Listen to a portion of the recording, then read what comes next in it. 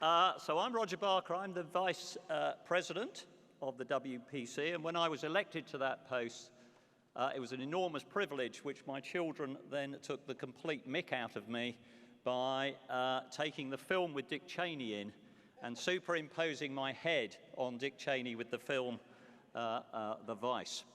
But I'm going to start by saying some appalling Spanish, followed by some even more appalling Catalan.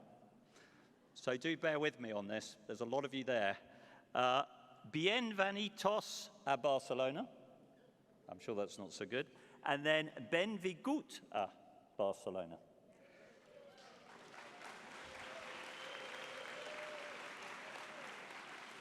I suspect I won't be welcomed back to speak my Spanish. So welcome to Barcelona for this, the 6th World Parkinson's Congress, a meeting that at times in 2020 and 2021, we wondered whether we would ever see, given where the world was with COVID. When we last met in Kyoto in 2019, who would have guessed what lay ahead?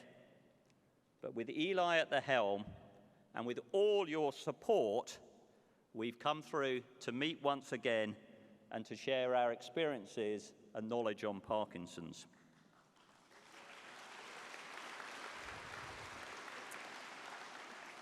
This meeting, as many of you will know, is unique, as it fundamentally works on the principle of inclusivity. Parkinson's is not the preserve of any one group, but requires the concerted efforts of us all to find its causes, and with this, better treatments and even cures. This cannot be done by sitting in silos looking at this condition from one perspective, but needs us all to come together as one united team to solve this problem. As you know, over the last 4 years since Kyoto, a number of major new initiatives and approaches have been started despite, and I say despite COVID-19 seeming to be the only condition that anyone was talking about, and dare I say, funding. We have Aligning Science Across Parkinson's. This is an initiative which is being funded by the Sergey Brin Foundation with the Michael J. Fox to the tune of $280 million to try and find the cause of Parkinson's. We have new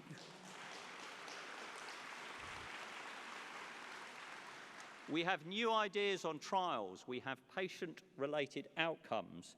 We're moving into looking at immunization therapies. We have experimental therapies such as stem cell dopamine treatments.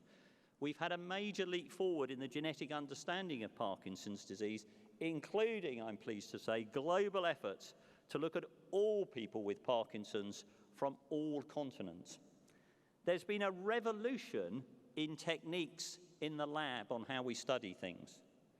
We can grow cells in the lab in even more complex ways, including cells derived from patients.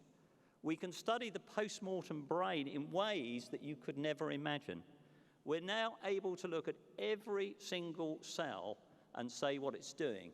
So we're finding out about things even when we're dead. All of this means that Barcelona 2023 will be presenting exciting new information for all of us to think about, as well as presenting challenges ahead. But I would like to take this opportunity to thank the huge number of people who've been working behind the scenes to bring this program of discovery to you. This includes, as we've heard, Judy Spencer and the amazing choir that have just sung that wonderful song. All of those who sent in videos, and in a moment you'll be hearing who the winners are of those video competition. I want to thank the 130 or so volunteers from the 20 countries that will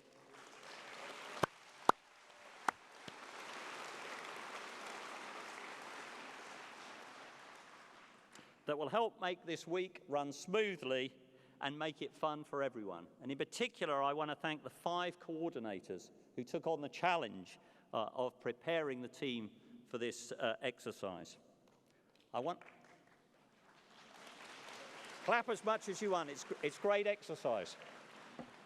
I want to thank, because I mentioned this last night, those people who make me feel terribly insignificant and very lazy, the 60 cyclists who literally pedaled their way to Barcelona.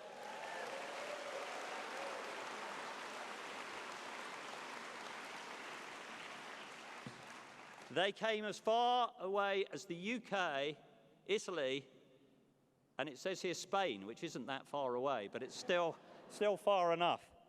And for those who flew in to join the cyclists from Australia, the USA, Norway, and other countries, they collectively had cycled more than 3,000 kilometers to get here and arrive in Barcelona. That shows you something of the pull of this event, as well as the strength of their legs.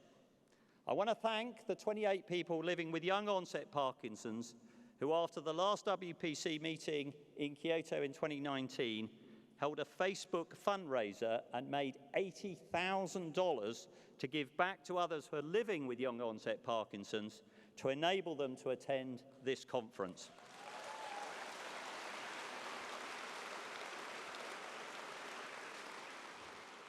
I would like to thank our friends at the Catalan Parkinson Association for leading the Parkinson Ready program, a program that has trained thousands of staff in Barcelona over these last few months, including hotel staff, taxi and bus drivers, regional and city police, firefighters, we cover every option here, customs officials, security, and many others.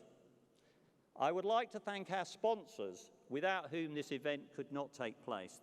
They've been extremely generous in supporting this event at a time when money is hard to come by. So we want to thank them particularly tonight.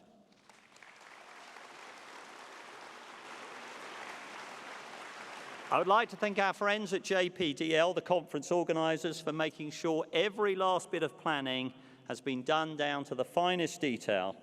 And with that, I would also like to thank the local organising committee who have been so good at organising locally here everything that we're enjoying now.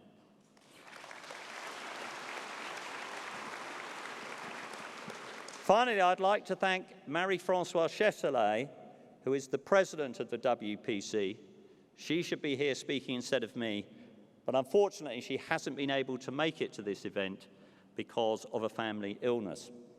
I also want us to thank Stan Farn. So Stan Farn is the sort of founding father of movement disorders. He was the founding father of the WPC. Unfortunately, he can't be with us, but he sends his regards and best wishes to all of you here tonight. I would like to thank the steering committee for their extended work on the WPC, and especially, of course, you know who I'm going to say, Eli.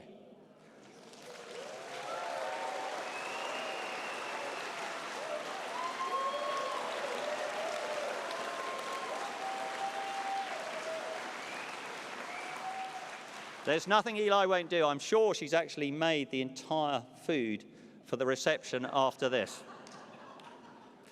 So to the meeting.